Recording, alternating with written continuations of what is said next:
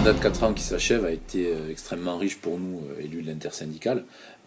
Pour plusieurs points, c'est vrai que la partie la plus visible, probablement pour les salariés, c'est l'aspect œuvre sociale, culturel, loisir, qui est extrêmement importante. Mais à mes yeux, la partie la plus intéressante a été sûrement la partie économique.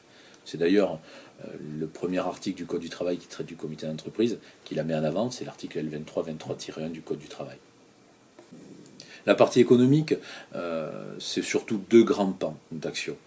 Le premier sont les consultations et informations, soit à l'initiative de la direction générale, soit sur notre demande, pour lesquels on a été extrêmement actif parce qu'il faut rendre des avis.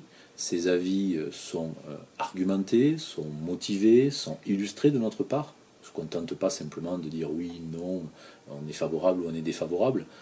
On fait des préconisations, on fait des orientations, on propose des pistes de réflexion à la direction générale qui en prend en compte ou pas, puisque ce sont des avis consultatifs. Et la deuxième partie sur l'aspect économique qui me semble extrêmement importante, c'est savoir s'entourer d'experts. Nous ne sommes pas experts sur plusieurs domaines, particulièrement la comptabilité ou l'aspect juridique. Donc sur la comptabilité, on s'est entouré d'experts comptables qui nous ont apporté un œil extérieur et objectif sur la lecture des comptes de la mutuelle, les bilans ou les budgets, qui nous ont permis de mieux les comprendre. Et sur la partie juridique, on a eu un avocat à notre disposition, qui était notre expert sur cette partie-là, et on a travaillé en étroite collaboration à de multiples reprises avec l'inspection du travail, pour pouvoir border légalement ce que l'on faisait. Le droit d'alerte, oui, cet acte fort d'il y a 2 ans avait pour base, il faut s'en souvenir, un budget qui était particulièrement irréaliste.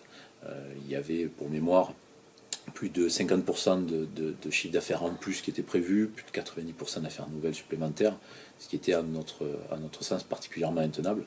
Donc face à cette présentation, le seul outil que nous avions à notre disposition pour pouvoir remettre en question cela, c'était cet outil légal qui est le droit d'alerte. On l'a utilisé et les conséquences directes, malgré les pressions qu'on a subies, les conséquences directes de ce droit d'alerte, c'est une révision budgétaire qui a été mise en place par la direction générale. Donc désormais, tous les 6 mois, les comptes de la mutuelle sont remis en perspective et le budget est réexaminé par la direction générale. Donc finalement, les conséquences sont positives. Pour l'avenir, sur la partie économique, 3 grands dossiers nous attendent. La gestion électronique des documents, la GED, la restructuration des systèmes d'information, qui elle impactera directement nos outils de travail, Amétis 400, AS 400, donc notre quotidien, et le projet de déménagement du siège social, Mutopia.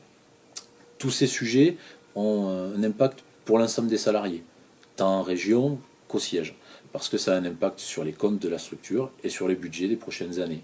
Donc naturellement, pour poser les bonnes questions, pour exiger les réponses de la part de la direction, il faudra des élus pour vous représenter qui seront motivés, qui seront engagés et qui seront courageux, qui n'auront pas d'appréhension à poser des vraies questions et attendre les réponses et les solliciter.